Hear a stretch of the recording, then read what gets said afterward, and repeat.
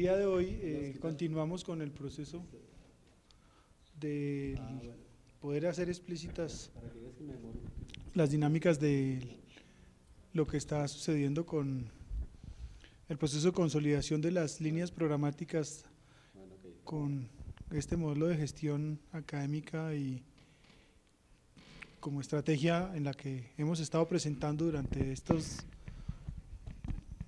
momentos de discusión y de conversación en estos días que acompañan el proceso de la Academia en Movimiento.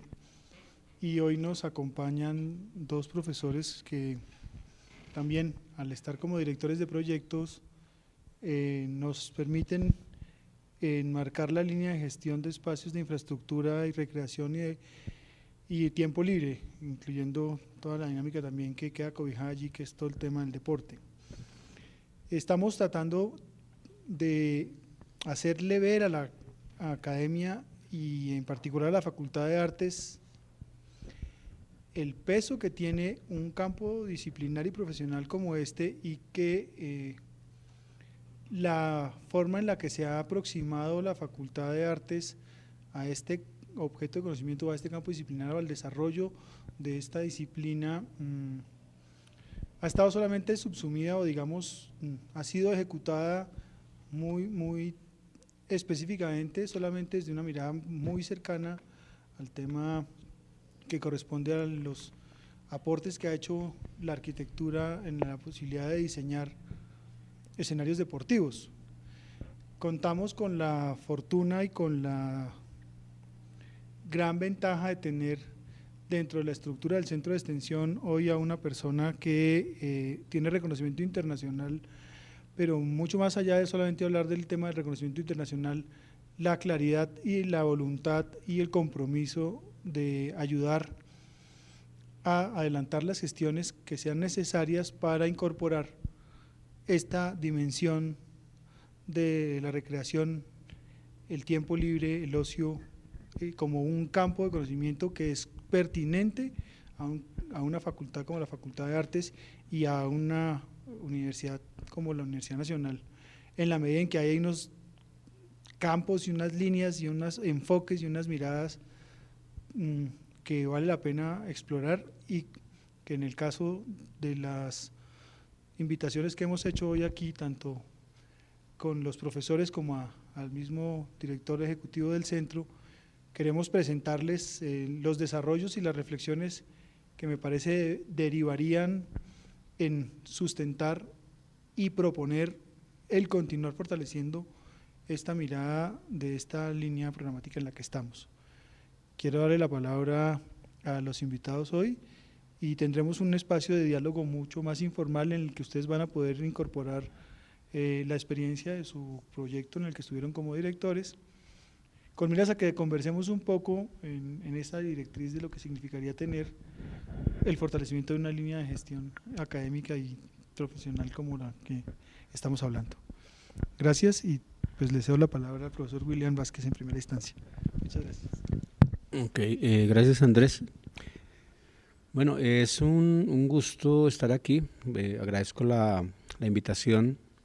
Es muy interesante para la Facultad de Artes tener participación en la ciudad bajo una perspectiva, digamos, amplia en términos de la cultura, en términos del arte, en términos del patrimonio, en términos de la recreación, y tiene que ver con una mirada sobre los intangibles que son propios de las culturas urbanas en la ciudad, y es una manera de aproximarse a la ciudad desde una aproximación que es fundamentalmente desde las artes. Aquí estamos hablando de un tipo de proyectos muy puntuales que tienen que ver con los estados del arte y la cultura en relación a prácticas culturales específicas en poblaciones determinadas en la ciudad de Bogotá. Entonces tenemos un interlocutor que es el Instituto Distrital de Cultura, Recreación y Deporte, y en el cual nosotros hacemos una interlocución pensando los temas que le son propios a esa institución del distrito, pero los pensamos desde una perspectiva que vincula la función pública y los estados de la cultura en un territorio específico. Entonces trabajamos con 5 grupos poblacionales, trabajamos con infancia, con juventud, con indígenas, con gitanos y con campesinos que habitan la ciudad, que por cierto son maneras en que digamos, el gobierno de la ciudad plantea una distribución de sus recursos de esa manera por grupos poblacionales. Ese instituto le pide a la universidad que por favor le establezca un estado del arte, de la cultura en estas poblaciones, de prácticas culturales específicamente, para poder de ahí derivar una política pública a futuro y hacer una intervención. Para atender ese requerimiento, básicamente se pensó en 3 productos amplios, grandes. Uno que es un planteamiento conceptual sobre cómo pensar el problema de la cultura en la ciudad, que no sean los tradicionales que se trabajan desde las ciencias humanas, sino que haya una perspectiva mucho más desde las experiencias locales. Entonces, esas categorías las resolvimos un poco con Bourdieu a partir de entender la cultura como un ejercicio de prácticas culturales, y ahí donde está asociado el tema del tiempo libre, el término del ocio, porque es la manera en cómo esas culturas hacen el ejercicio de su ciudadanía en relación a estos aspectos. Un segundo producto que trabajamos fueron unas categorías para la función pública, donde se pudieran determinar o derivar de allí proyectos concretos. Por ejemplo, pensar en términos como la cultura alimentaria, pensar en términos como las celebraciones y rituales, pensar en la medicina tradicional de esas localidades, y así en cada uno de estos grupos poblacionales se daba de manera diferente. Eso le permite a la ciudad, digamos, utilizar recursos a partir de unas categorías precisas. Y el tercero, que fue muy interesante, que fue un trabajo con los estudiantes a través de las metas y de modalidades académicas en la facultad, con el posgrado de especialización en educación artística integral y la escuela de diseño industrial. Trabajamos un paquete de casuísticas que resolvían digamos, lo concreto del proyecto. Era un trabajo de campo, de salida, donde los estudiantes van a la ciudad, recogen el material y encontramos experiencias maravillosas que, digamos, por fin quedan registradas de una manera sistemática. Entonces, por poner un ejemplo, las prácticas culturales campesinas en la ciudad, como los mercados campesinos, el juego del tejo, el juego de gallos, es significativo. O en el caso de los jóvenes, cómo disfrutan el tiempo libre, cómo rumbean esos jóvenes, cuando hay matices como, por ejemplo, al cruzarle variables como la religión y los jóvenes da unas nuevas variables, la sexualidad de los jóvenes da otras variables. Pero básicamente es un estado del arte sobre la ciudad. Este trabajo culmina con un bellísimo video que toma la Escuela de Cine y Televisión, que lo levanta, y que muestra cómo los estudiantes y cómo la academia se articula con un proyecto concreto y real de la ciudad. Por eso me parece importante que el Centro de Extensión Académica continúe apoyando y soportando trabajos donde se integran la formación de estudiantes, los procesos de investigación que llevamos los profesores y la gestión, digamos, de consultoría que también es propia de la universidad. En el proyecto particular en el que me desempeñé, el tema son los estados del arte. O sea, como que el Estado, de una manera un poco muy interesante, dice, no presupongamos cómo está esa comunidad, sino que levantemos un estudio contratado por la universidad que nos diga y nos informe en qué estado está esa cultura.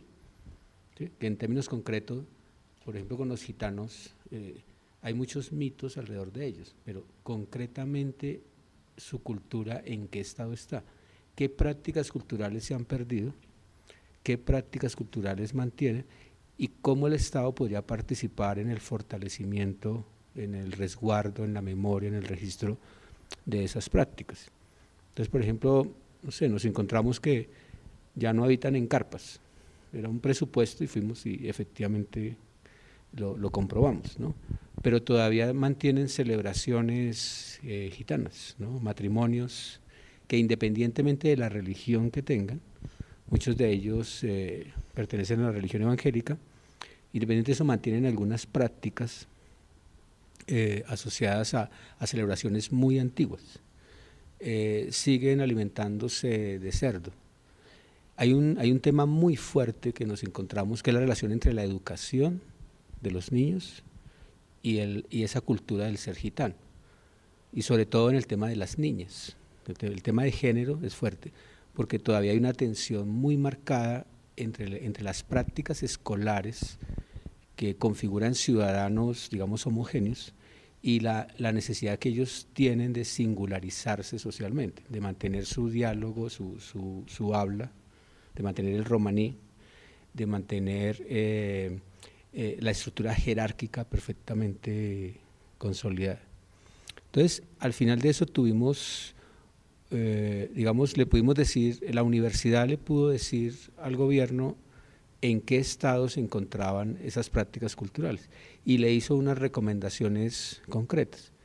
De allí se derivaría un diagnóstico más cuantitativo, podría darse más, saber exactamente cuántos gitanos hay y en qué lugares de la ciudad se encuentran, para poder cuantificar los recursos y ese tipo de cosas.